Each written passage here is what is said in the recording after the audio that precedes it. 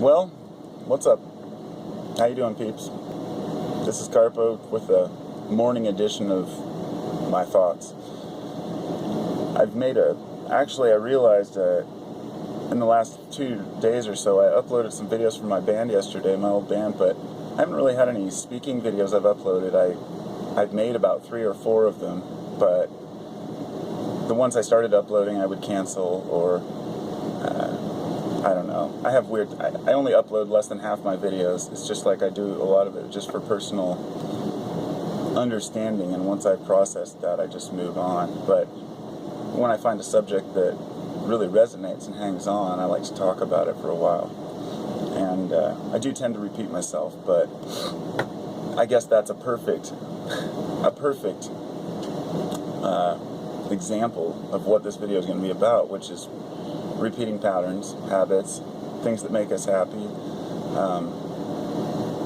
Having something to look forward to is really important. I don't know if I mentioned this yet. I mean, I made this video the other day, but I don't think I uploaded it. I was talking about having something in life to look forward to. We have things to look forward to on the yearly basis, like vacation, things on the monthly basis, things on the weekly basis, like weekends off of work, and on the daily basis. Maybe your cup of coffee, your kratom, your bowl of weed, as for substances, and then there's, your lunch break. Maybe you have a particular place you go or something you do after work, and maybe you have your favorite TV show when you come home. And these are all just things that people do. I just found this picture, was out here in the garage. I've had this since I was a kid. Actually, yeah. 1977. It was given to my mom by her dad. Funny enough. This is called Children Learn What They Live, and it has a list. And I'm sure plenty of people have seen this before, but I grew up with this on my wall, It says, if a child lives with criticism, he learns to condemn. If a child lives with hostility, he learns to fight. If a child lives with ridicule, he learns to be shy. A child lives with shame, he learns to feel guilty. A child lives with tolerance, he learns to be patient. A child lives with encouragement, he learns confidence. A child lives with praise, he learns to appreciate. A child lives with fairness, he learns justice. A child lives with security, he learns to have faith. A child lives with approval, he learns to like himself. A child lives with acceptance and friendship, he learns to find love in the world. And this is the kind of stuff that, as a kid, didn't really, it's just something on the wall, whatever. But all of these things are all too true. Now, this is just as far as parents raising children, or the environment kids are raised in. And then when kids reach that age where we start thinking for ourselves, we get into our teen years and we really start formulating our own ideas and opinions. Then we start to self-program with many of these things. We start to, let's take the security one. If a child lives with security, he learns to have faith. Well, if a child lives with too much security, then once he hits reality, that faith can be stripped away. He realizes things aren't as easy as he thought. So let's say, as a parent, being realistic and honest with your children is very important. And it's like when my son asked me the other day, we were watching a show about submarines, and they showed a military sub, nuclear sub, and they were explaining how it has more firepower on that one sub than all of the bombs dropped in all the wars ever. And they shot a missile, and he said, what are those for? He said, what is that? I said, a missile. He said, what is it for? And he's 5 years old. What do I say? I said, they were blowing stuff up. He said, blowing up what? And maybe I was a little brash, but I said, people. And the look he gave me and that was the brutal honesty. I could pussyfoot around and pretend like, oh, they just blow up buildings, or it's just for defense, but I just have to be realistic. So that reality can be painful for people, but I guess as an individual, we have to decide, it's obviously you're not going to go out and tell your 5-year-old everything that's going on in the world. That would just leave him just confused. But when questions come up, it's easy to just slip past them. And just like that, these little things that children need to live with, it's easy to just kind of forget as a parent that how important it is. But as individuals, once you've moved past that kid phase, many of these pressures and these patterns are impressed upon our minds, and we carry those into our adult years. And even though we try to formulate our own ideas, we're still at the mercy of these preconceived ideas that we had from when we were young. So we create patterns to fulfill these things. We create habits, addictions, things to make life, exciting, interesting. And I don't think it's a weakness.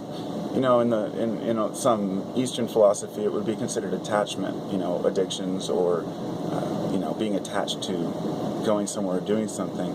I went through a phase where I thought that, if you were disattached from everything, you would be happy. And it doesn't work. It's not true. I mean, if you're non-attached, that means you have to be non-attached to loved ones, non-attached to family, not attached to anything. The fact being that the ultimate realization comes when one says that attachment is the root of all problems, yet unattachment is the root of many more. We have to attach to certain ideas. We're forced to be part of a certain pattern or group. And with that, we find ourselves confused and alone, and we're forced to find people who think like us.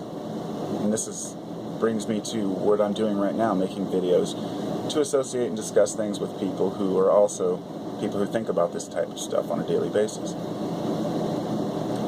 Now, I don't blame anyone who doesn't think deeply, because life is confusing, and the man who just lives his life and doesn't think much about it might be better off than the philosopher in many regards. But I do believe that it's our obligation, morally and otherwise, to educate ourselves on what's really going on to the best of our ability. And this means admitting some really uncomfortable truths, which means finding a security blanket and sucking our thumbs, because